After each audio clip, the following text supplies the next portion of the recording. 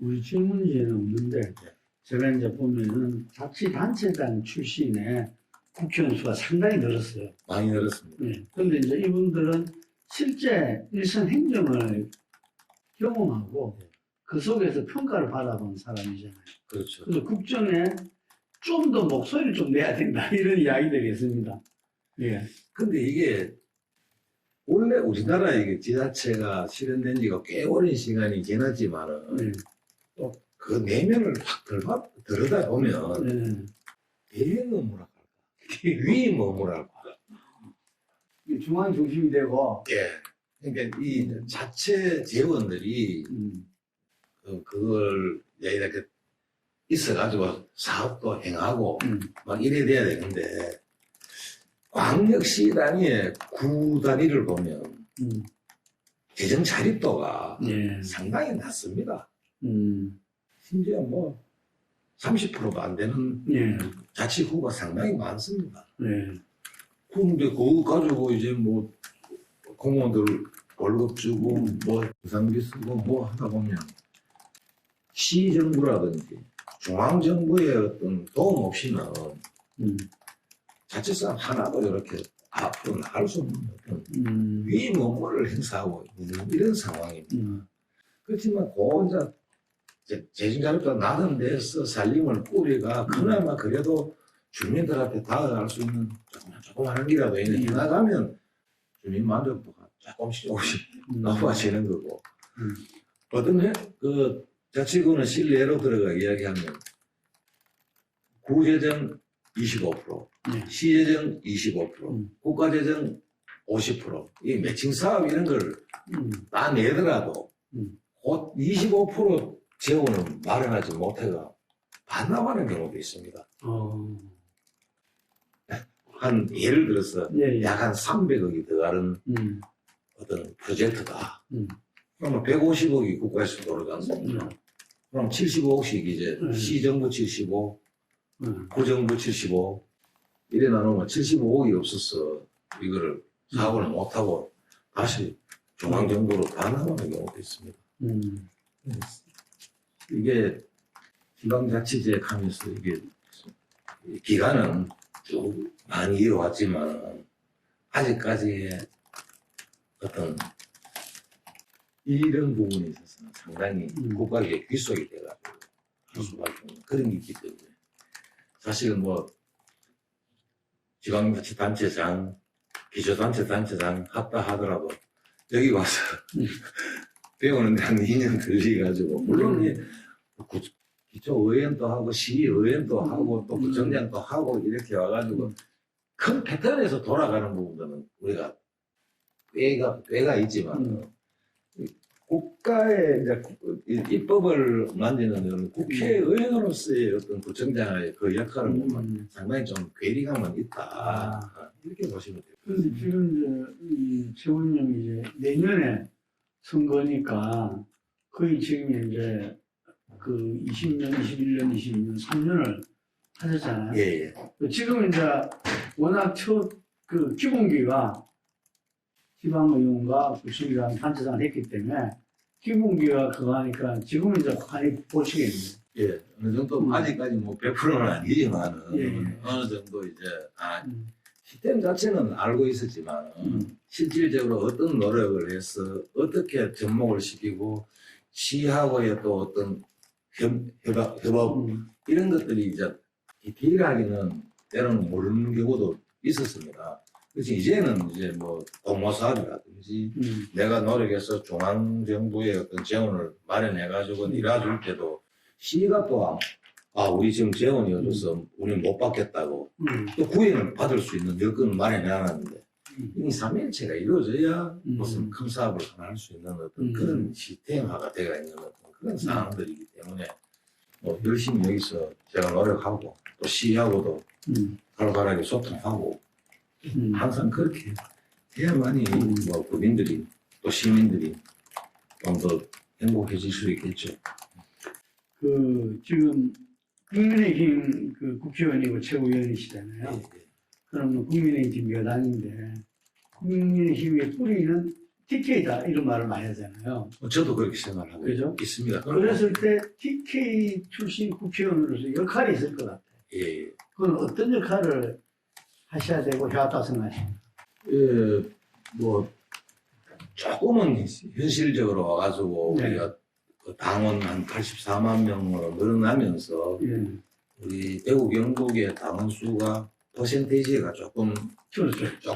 줄기는 했지만 그래도 그 대구 경북의 어떤 당원들의 비율이 다른 지역보다는 아직까지는 좀 높은 이런 실정인데 사실 이분들이 좀 세대 교체도 되고 새롭게 또 젊은 층에서 예. 당원도 가입되고 이래만 참 이렇게 선순환이 구조가 되면 참 좋은데 거기 보면 대구 경북은 좀 약간은 보면 좀 고착화되어 있는 어떤 그런 기분이 들 때도 상당히 많아요. 왜냐하면 당원 연령의 비율을 이렇게 한번 보면 젊은 층보다는 어르신들이 많죠. 좀 이래 60대 이상이 많이 건강을 이루고 있는 이런 상황이다 보니까 이때까지 대구가 늘 뭐 총선이 되면 물갈이의 어떤 청병 역할을 한다든지 이런 상황이 됐는데 이게 지금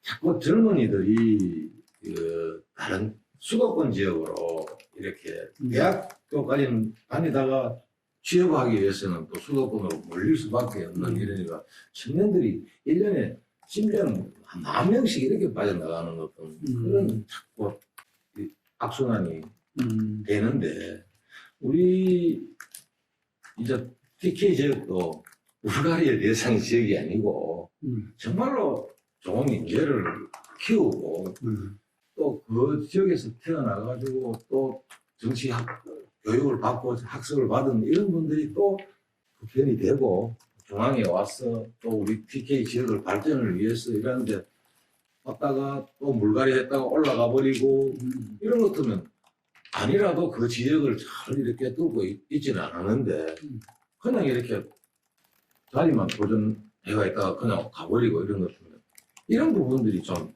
안타까운 어떤 부분들이라는데 저 혼자 막 목소리 낸다고 해서 이 부분이 이루어지지는 않을 것 같지만 최소한 우리 지금 현재 21대 하고 있는 국회의원들이 좀 이런 부분을 우리 자각을 해서 이 선선한 고조가 잘 이루어질 수 있도록 우리 같이 힘을 모아야 돼요.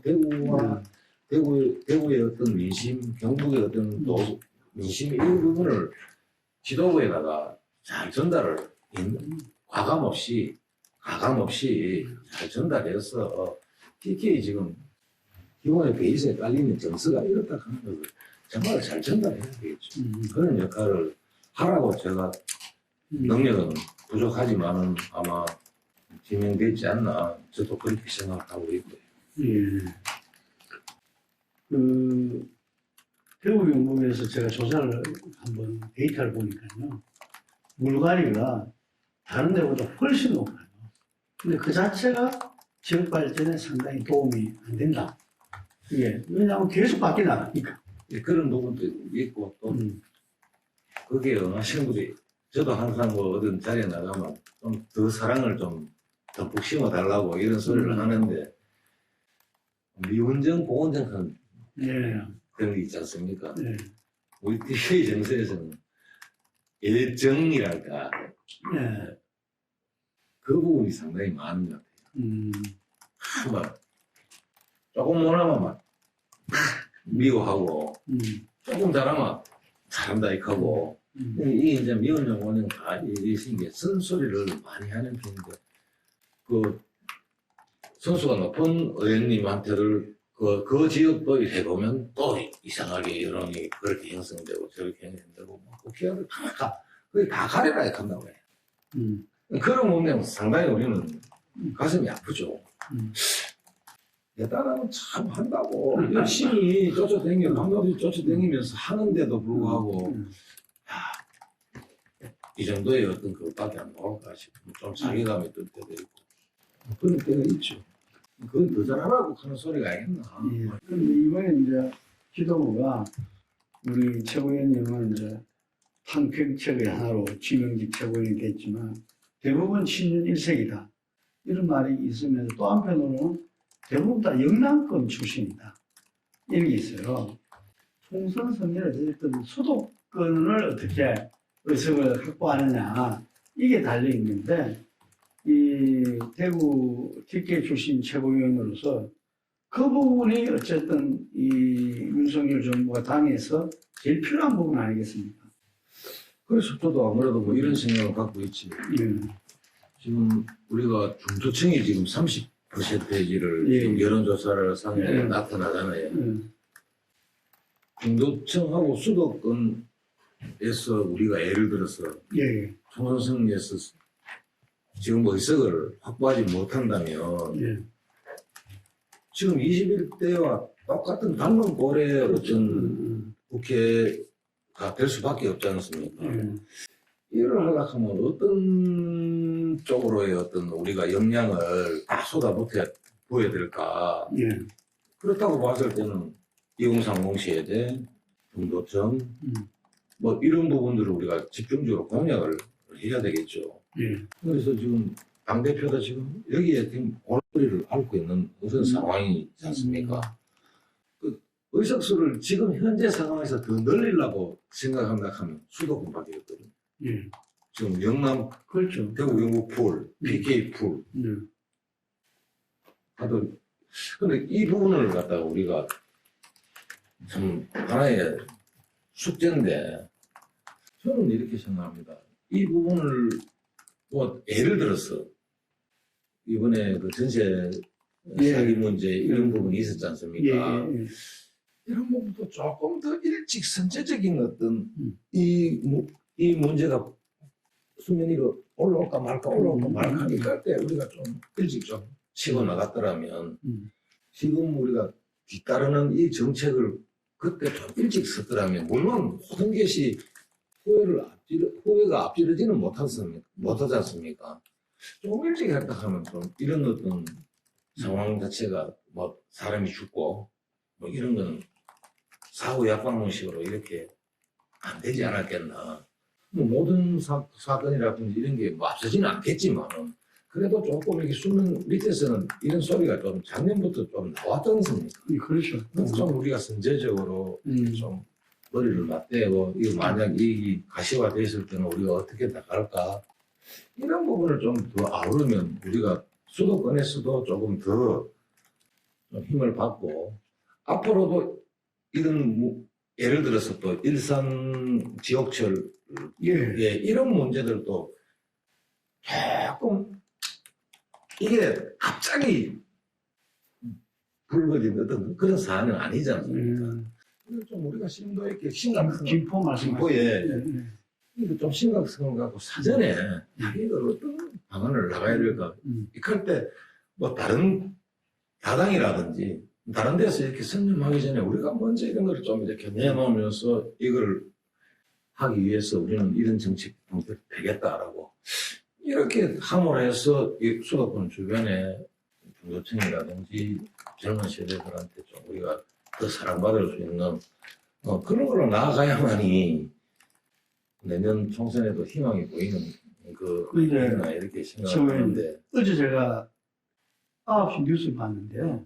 그게 박대출 지금 정책위원장인데 그 전세사기 대책위원장이 이제 나와가지고 앵커랑 이야기를 하는데 어쨌든 자기들은 제일 중요한 게 이제 보증금을 돌려받을 수 있냐 없냐가 관건이잖아요. 예. 그 사람들 입장에서는.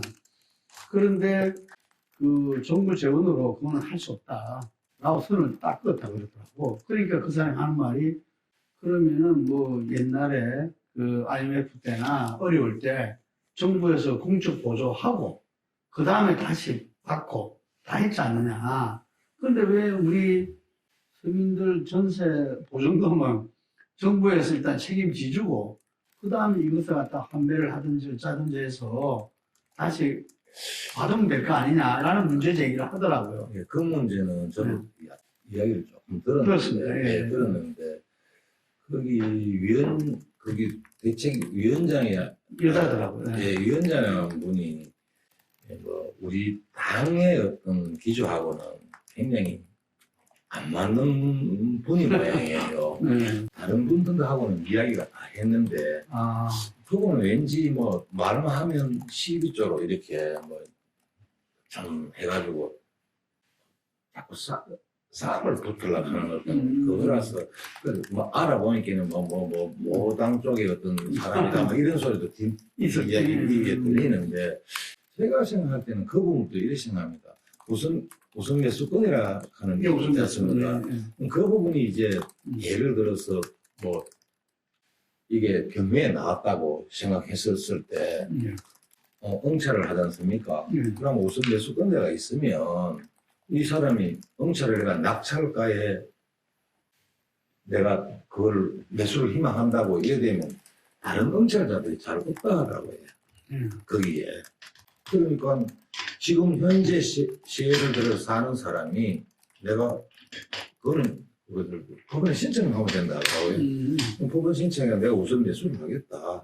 그러면 낙찰 가격이 예를 들어가 2억짜리가 1억 7천이 되는 것 같으면 나는 이 낙찰 금액으로 내가 우선 매수를 하겠다 하면 이 사람한테 개인 우선권이 주어지기 때문에 그러고 대출 문제 네. 이 부분도 좀 전에 사장님께서 말씀하신 그 부분은 예를 들어서 그러면 현재 인천에 있는 미추홀구의 세입자들이 전세 어떤 보증금 그거를 나는 돌려가고 싶다 했을 때 그러면 여기는 돌려줄게 그러면 정부에서 그러면 예를 들어서 다른 타 지역에도 전세금을 해가지고 예를 들어서 무슨 사고가 생겼을 때 나도 해달라고 이렇게 했을 때는 이 공동매입하고는 또 다른 차원이지만은 이거하고 비슷해가지고 전체적으로 국민들한테 형평성 문제라든지 이런 문제가 제기되기 때문에 우리 이제 정책위에서 발표했는 게 보면 우선 매수권, 대출 문제 이런 부분을 이 사람들이 피해가 안 보게끔 하는 그 문제를 하는 게 모르겠으면 저 개인적인 생각도 나는 그게 옳다고 보거든요. 그럴 수 있겠네요. 그게 예. 전국적인 차원으로 예, 차원에서 보면. 예, 형평성에 미배되어 예. 있으니까. 근데 금방 말씀하신 대로 이런 문제들이 어제오늘 생긴 게 아닌데 당에서 좀 선제적으로 예. 좀 그런 아쉬운. 항상 뭐 한 걸음씩 넣는 것 같아요. 이게 늦을 수밖에 없겠지만은 참 조금 이런 부분에서 좀 아쉬운 점이 많죠. 그 아까 말씀하신 그 20, 30대하고 중도층을 이야기했는데 제 개인적으로는 이준석 전 대표가 딴 거는 철저하고도 젊은 층들한테는 힘 지지를 올리는데 상당히 역할을 한 거 아니냐. 그건 어떻게 보십니까? 그건 뭐 부인 못하겠죠. 그건 못하죠. 예. 그러면 승리를 위해서는 어떻게 해서든지 간에 당에서 좀 품을 필요가 있지 않나. 저는 항상 의뢰 이야기합니다. 뭐 마이너스 정치보다는 플러스 정치를 해야 된다. 네. 그래야만이 우리가 뭐 내년 총선에서 그나마 선전을 할 수 있는 계기가 될 수 있다. 저는 그렇게 개인적으로는 그렇게 생각하고 그렇게 이야기해요. 그 친구가 뭐 탈당이라든지 제3세력은 생각도 안 하고 있다 그러니까. 어떤 기회가 오면 예. 그렇게 전부 다 좀 화합해가지고 우리 서로 내부끼리 총질을 하는 이런 부분은 좀 생각하고 힘을 똘똘 뭉쳐서 국민들 앞에 저 뭔가 좀 변화를 보여주는구나 이런 어떤 인식이 되게끔 좀 통합의 정치를 좀 해나갔으면 좋겠다 이런 생각을 해요. 김기현 당대표를 저도 오래전부터 잘 알거든요. 예. 근데 요즘 보면 상당히 안타깝더라고. 당대표 체제 시작했는데 도와주고 함께 가야 될 최고위원들이 그렇지만 오히려 사고를 치고 있어가지고 네? 그 때문에 당 지지도 떨어진다는 이야기도 있고 그리고 그 이유가 뭐냐 당대표에 영이 안 선다 이런 이야기들이 많거든요. 돌아와서 보니까 어떻습니까?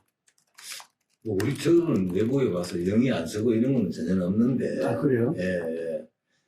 막 좀 이래 대표님께서 무엇이든지 하려고 예. 막 노력하는 모습들이 보이고 뭐 이런데 그걸 이제 우리가 뒷받침을 해야 되는데, 예. 그게 뒷받침이 이번 초창기 시작하면서 잘 못 이루어지는 그런 몸이 안타깝죠.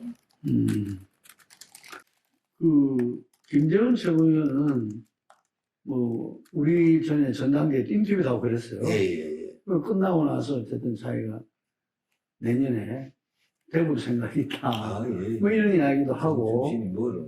그렇죠. 그랬는데 상당히 당이 부담이 될 것 같아요. 지금 그 징계 절차에 들어갔습니까?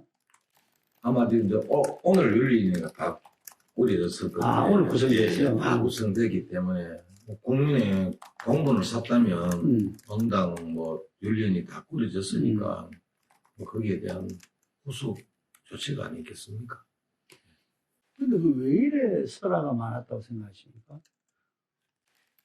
그렇지, 개인적 이야기들이라서. 예. 근데 그 정강원 목사 있지 않습니까? 예.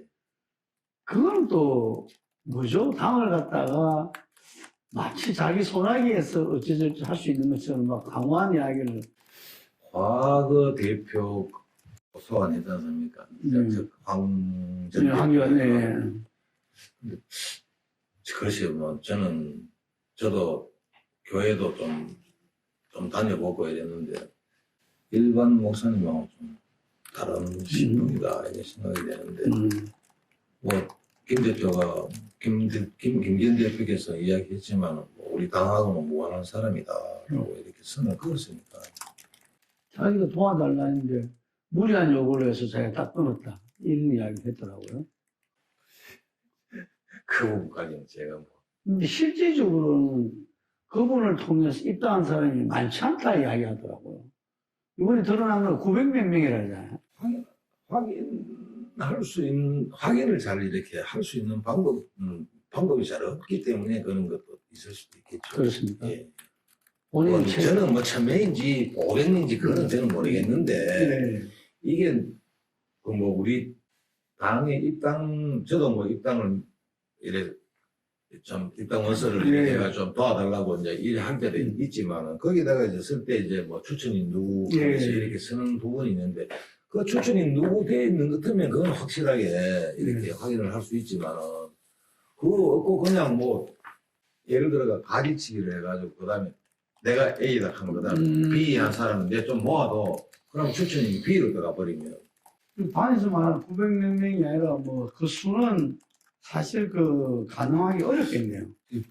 그만 말씀하신 대로. 그런 식으로 갖다 하면 뭐 더 많을 수도 있고, 그렇겠습니다. 본인은 10만 당원을 이야기하고 당에서 한 10,000명 될 것 같다 이런 말을 전에 제가 들었거든요.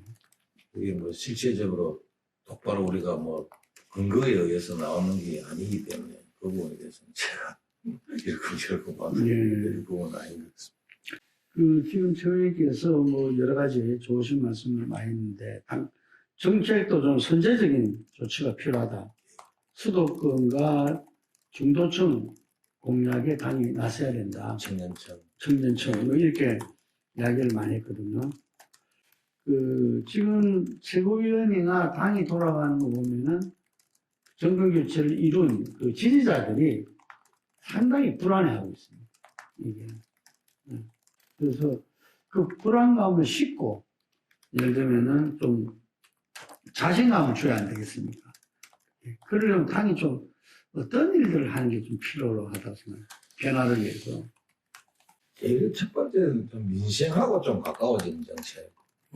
우리가 예를 들어서 그때 약자와의 동행이라든가 이런 위원회가 있어서 실질적으로 어렵고 힘든 곳을 우리가 뭐 한 달에 한 번씩 찾아가서 그분들하고 대화도 나누고 실질적인 봉사라든지 이런 것도 하면서 그랬죠. 예, 그런 것도 있고 뭐 지금 교육이 지금 완전히 좀 엉망 아닙니까? 지금 뭐 교과서 문제 뭐 이런 게 완전히 북한 부분에 대해서 왜곡돼가 나오는 이런 상황뿐만 아니라 뭐 교육특별위원회를 뭐 구성을 한다든지 이래가 교육 문제 그 다음에 우리가 또 3대 과제로 이야기했던 연금 문제 교육 문제, 노동 문제 이런 부분을 그냥 이렇게 뭐 툭 던지는 식이 아니고 실질적으로 뭐를 우리가 입안을 내가 냈다 하면 그 뒤에 국민들이 인식했을 때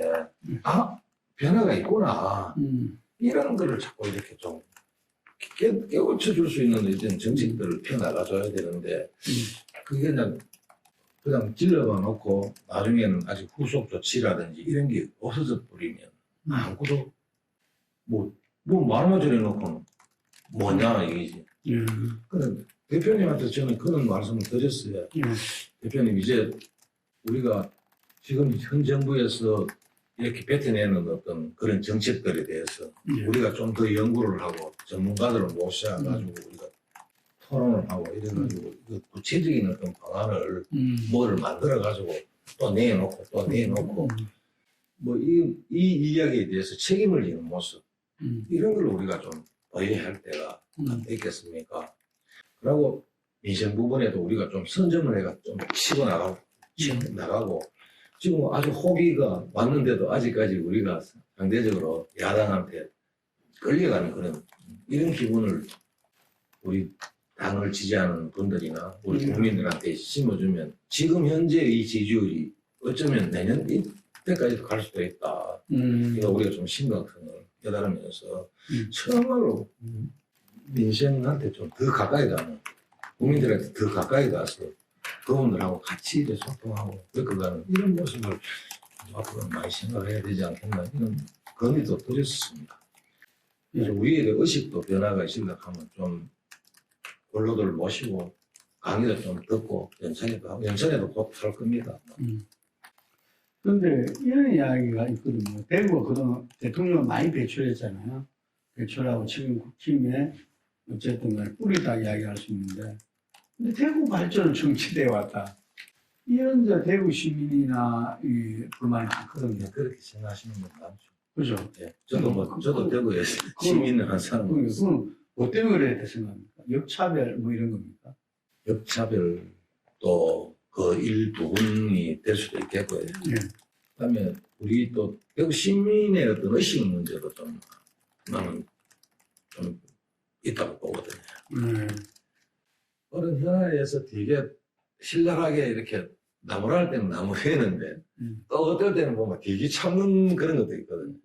좀 변화를 주고 이러는데 변화도 그때 이제 저는 김부겸 전 의원도 당선시키고 홍일학 전 모수석도 당선시키고 그 야당 그때는 여당이죠. 그때 여당 의원님들 당선시키도 그분들이 있어도 큰 어떤 변화라든지 이런 게 고착돼가지고 그러면 그냥 묻어. 물론 그 지역의 어떤 좀 소소한 그 과제라든지 이런 건 해결할 수 있는 그건 되겠지만 지금 대표님 말씀하시는 게 큰 틀에서 대구 먹거리라든지 뭐 일부분적이나마 아주 대구 경제에 도움을 주는 어떤 큰 어떤 뭐 이런 거라든지 이런 게 말씀하시는 것 같은데 그런 부분이 상당히 좀 많이 좀 부족했던 것 같아요. 물론 우리 정치권에서도 많은 반성을 해야 되는 부분이고 그렇지만 이번에 그 대구 경북 통합시민공항 특별법이 통과됐지 않습니까? 이게 대구에 어떤 영향을 끼치나요? 아마 저는 많은 영향을 끼치리라고 예상을 합니다. 왜냐하면 한 지역에 소재에 있는 공공항이다라고만 생각하시는 시민들도 계실 거예요 아마. 그렇지만 제가 봤을 때는 앞으로 그 동의하고 의성 옮아가는 곳에 추계 예산이 한 11조 한 8천억 정도가 우리가 추계가 나왔거든요. 물론 기부대 양해 방식으로 하지만 그렇다고 봤을 때는 이 종전부지가 있지 않습니까? 약 한 210만 평 정도가 되거든요. 지금 공항이 남는 부지가 먼저 선 투자를 내가 지어주고 종전부지 개발을 하려고 하면 210만 평이 되는데 지금 어떤 흐름으로 로드맵을 간다하면 2030년 개항을 목표로 하고 있지 않습니까? 그러면 해주고 그다음에 종전부지 개발을 이렇게 하는 데 있어가지고 2030년부터 집중적으로 개발할 거란 말입니다. 그 경제 유발 효과라는 것은 엄청나겠죠. 그리고 거기에 지금 이제 이 주체가 누군가 대구시입니다. 종전부지 개발은 군공항 짓는 것도 대구시이고 이런 상황이기 때문에 경제 유발을 하는 건 엄청 싫었겠죠. 여기에 무엇을 담느냐. 210만 평 부지에. 그 옆에 군사보호지역이라든가 그린벨트로 묶이는 땅도 한 250만 평 가까이 됩니다. 그런 것 때문에 대구시가 입안을 할 때 약 100만 평 끊어야가 도시계획을 다시 한다든지 이렇게 했을 때는 이게 아마 이제 어찌 보면 물론 모빌리티 사업, UAM 사업이라든지 뭐 전기자동차의 배터리 사업이라든지 뭐 이런 게 다른 타 먹거리들도 있겠지만 의료 사업이라든지 이런 부분을 여기에 안에 뭐를 넣느냐에 따라 가지고는 앞으로 대구의 먹거리를 여기다 담을 수도 있다. 이게 이제 혁신 도시와 연계도 되고 첨단 복합, 첨단 산업 단지하고도 연계도 되고 이런 많이 이렇게 시너지 효과를 내. 뭐 제가 혹시 여기서 이 자리에서 정확하게 뭐 얼마 이게 아니고 앞으로 대구의 어떤 미래가 확 변화될 수 있는 어떤 그런 사업이 있기 때문에 여기에 막 지금부터 머리를 잘 모아서 무엇을 넣느냐에 따라 가지고 우리 후손들한테 정말로 이제 지역으로 다른 지역으로 타 지역으로 유출 안 되는 어떤 젊은이들이 모이는 그런 도시를 만들어야 되지 않겠나. 인구가 자꾸 줄고 있고 다른 타 지역 마찬가지지. 예. 그러니까 지금 대구 지역 발전을 위해서 적 사업 추진은 이렇게 진행돼야 되는데 그동안 그런 부분이 좀 위협했다고 이야기를 했지 않습니까? 네. 이게 하나의 좀 확실한 계기가 될 수 있겠네요. 대구가 남죠. 네. 그럼 여기에 연계돼 가지고 우리가 지금 시범 사업으로 국토부에서 지금 시범 사업으로 지금 하는 UAM 사업이 우리 대구에서 시범 도시를 유치하려고 계속 노력하고 있고, 그다음에 뭐 미래형 자동차, 그다음에 로봇 이런 부분들이 지금 홍준표 시장님도 또 스마트 재생에너지라는 이런 부분이 지금 굉장히 홍 시장님도 신경을 많이 쓰고 있는 부분입니다. 시하고 우리 정치권에 있는 사람들하고 이렇게 머리를 맞대서 대구를 한번 다시 한번 이렇게 제도화를 할 수 있는 그런 계기를 이 신호와 맞물려 가지고 노력을 해주시면 좋겠다 이러십니다. 네, 감사합니다. 오늘 좀 더 대구까지 여러 말씀 잘 들었습니다. 고맙습니다. 감사합니다. 국민들한테 국민의힘 응원의 메시지 좀 부탁드리겠습니다. 네, 국민의힘 최고위원 강대식 의원입니다. 많이 힘드실 줄로 알고 있습니다. 하지만 우리가 저력의 국민 아니겠습니까?